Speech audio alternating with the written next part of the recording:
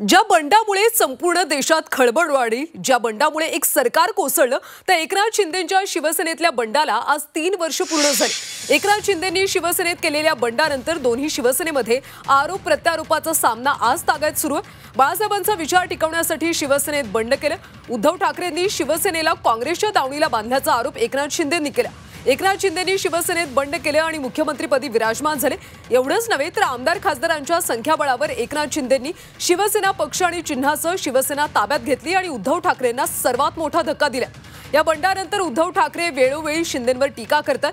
बंडाच्या 3 वर्षांनंतर दोन्ही पक्षात आजही आमदार खासदार आणि पदाधिकाऱ्यांची रस्सीखेच सुरूच आहे। आगामी स्थानिक स्वराज्य संस्थांच्या निवडणुकीत दोन्ही पक्ष एकमेकांना शह देण्यासाठी पुन्हा सज्ज झालेत। साधं सुद्धा सत्तेसाठी केलेलं बंड नव्हतं, हा उठाव होता शिवसेनेची अस्मिता वाचवण्याचा।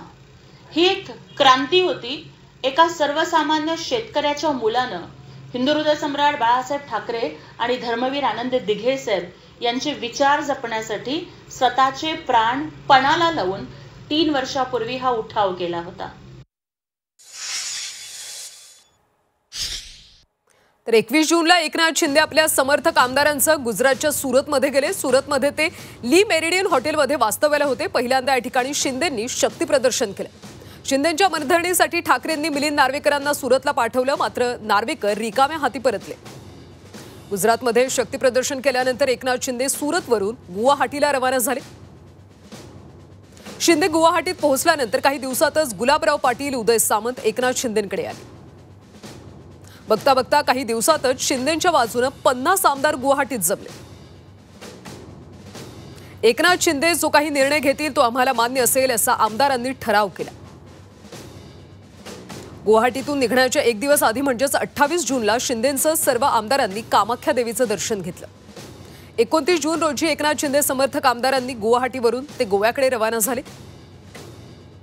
30 जून रोजी समर्थक आमदारांना गोव्यातच ठेवून एकनाथ शिंदे प्रमुख आमदारांसह मुंबईकडे रवाना झाले। 30 जून रोजी सकाळी 11 वाजता बहुमत चाचणी होणं अपेक्षित होतं।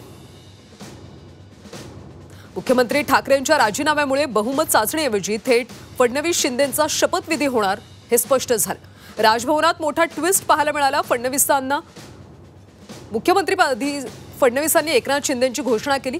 मुख्यमंत्रीपदाची शपथ घेतल्यानंतर एकनाथ शिंदे यांनी आपल्या समर्थक आमदारांशी व्हिडिओ कॉलवरून संवाद साधला।